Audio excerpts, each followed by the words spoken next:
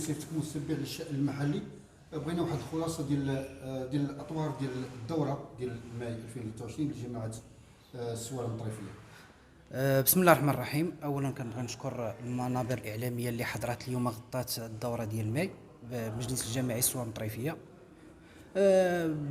بحكم الاطوار ديال الدوره تاع اليوم غادي نقول لكم النقاط اللي تناقشت اليوم، وبصفه ديالي كانني متتبع الشان المحلي. وهذا بالنسبه للنقاط اللي تناقشت اليوم نقاط مهمه بكل صراحه.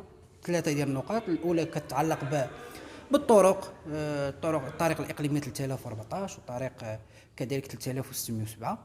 يعني تعطى فيهم بزاف ديال الاراء ديال الاخوان. انا نبغي نوضح بعض الامور خصوصا في الطريق الاقليميه 3014، فهي طريق اقليميه تابعه لوزاره الجهاز والنقل، اللي للاسف من بعد الاصلاح ديالها مباشره عرفت واحد الاكتظاظ كبير مما كيخلف لنا حوادث السير. وإلا خدينا الاحصائيات الاخيره، مجموعه ديال الوفيات للاسف بكل صراحه بحكم السرعه، بحكم غياب التشوير اللي هو قانوني. لانني اول مره كنشوف بان طريق اقليميه في النص ديالها كاينه ممنوع 18 طن، لا يعقل. مقطع فيها ممنوع 18 طن. وبالنسبه للملتقى اللي قالوا الاخوان السنه الفارطه خلف واحد الحادثه فيها ديال 3 الوفيات.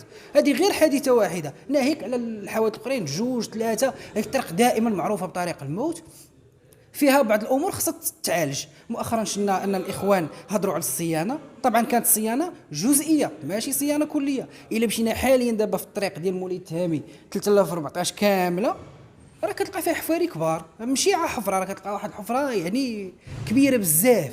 كانت الصيانه بعض البلايص وبعض البلايص باقي فيهم الخطر. كنتمنوا ان الاخوان ديال المجلس هما داروا واحد ملتمس للوزير ديال الجهاز والنقل. انا كنت نتمنى انه تكون واحد التواصل مع المندوب الجهوي او الاقليمي ديال النقل، لان هذه امور سهله جدا باش تصوب. بالنسبه للمدار ديال النواز، يعني كان اولى ان الاخوان يرفعوا ملتمس المندوب الاقليمي او الجهوي، دار فيه ملتقى ديال الطرق. ليس لكم حق الاسبقيه، لان لي كروازمون اليوم في المجال ديال الطرقات وداك الشيء ما بقاش خدام، ما بقاش كاينه ديال ليس لكم حق الاسبقيه رون بوين، هي اللي كتجنب مجموعه ديال الحوادث. بالنسبه للنقطه الثانيه، وانا كنسجل حيت سجلت بعض النقاط هنا في الهاتف ديالي، بالنسبه للمخفضات السرعه كاين المشكل ديال المدارس. المدرسه ديال علال الفاسي، مدرسه ديال مولاي التامين، مدرسه ديال الكروجين، خصو يديروا فيها لي دودان.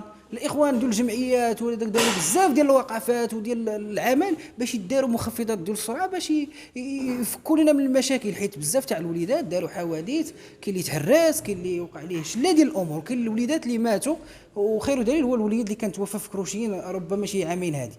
بالنسبه للقضيه ديال احداث مؤسسه بالتعليم الابتدائي بدوار خليف، بكل صراحه انا عندي هنا فين باغي نتكلم. لانه لا يعقل ان المجلس الجماعي كيحط نقطه في المجلس السابق وكيعاودها اليوم بدريعه الطريقه باش تحطت تمشي هي هذه. غير معقوله صاحبي. مجلس جماعي تبارك الله فيه اطور، فيه منتخبين، فيه كذا، وباقيين ما عارفينش الصياغه كيفاش كيتحطوا النقاط، كيفاش تراسلوا الجهات المعنيه. وهذا الشيء راه وقع حتى في القضيه ديال الوعاء العقاري اللي كاين في دوار الخليف، اننا باقي ما كنعرفوش كيفاش نرفعوا عليه الصيغه الفلاحيه. لا يعقل صاحبي. راه عندك اطر، عندك منتخبين، عندك متتبعين، عندك مجتمع مدني. علاش حنا نتسناو 4 سنين باش نعاودوا الطريقه الصحيحه كيفاش نحطوا النقطه؟ هاد 4 سنين راه كنا نقضيو فيها، كون راه المدرسه دابا كتشتغل حاليا.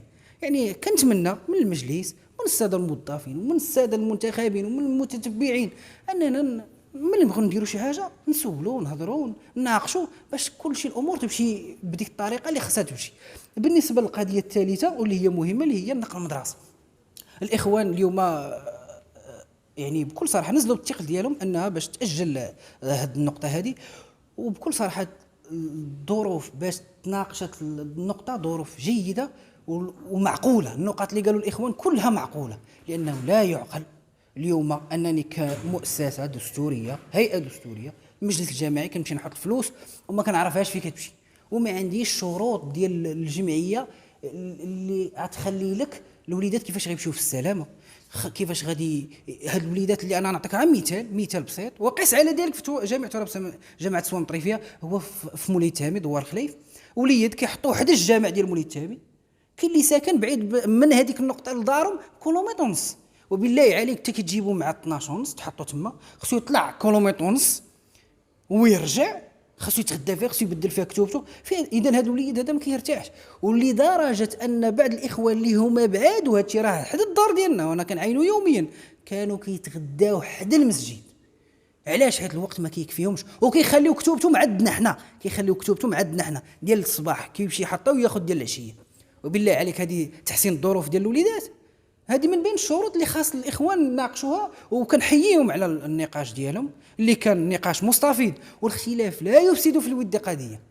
هذا النقاش صحي هكذا باش كتزيد المجالس، وهكذا نتصنتوا لبعضياتنا باش الامور تقضى، باش الوليدات يستافدوا. واليوم التاجيل ماشي هو ان هاد الاخوان هادو ضد المجلس، حاشا ولله، هما كياكدوا لك، قال لك اودي خص هاد الناس يجيبوا لنا واحد كيتشارج بنود تعديل اتفاقيه، خاصها تكون هادشي. حيت لا يعقل انني اليوم كنعطي، احنا اليوم كنتكلموا على تبديد المال العام وانا كنساهم فيه، كنعطي فلوس وما عارفاش في غدا، لا يعقل. لهذا الاخوان داروا هذه المبادره، كنحييهم، وراه هكا باش تزيد المنطقه لقدام والجماعه تزيد لقدام، نحطوا فلوسنا نعرفوها فين مشات. وكنبغيو نشكر المنابر الاعلاميه على التغطيه ديالهم لهذه الدوره ديال ماي، وشكرا لكم وبالتوفيق ان شاء الله. شكرا.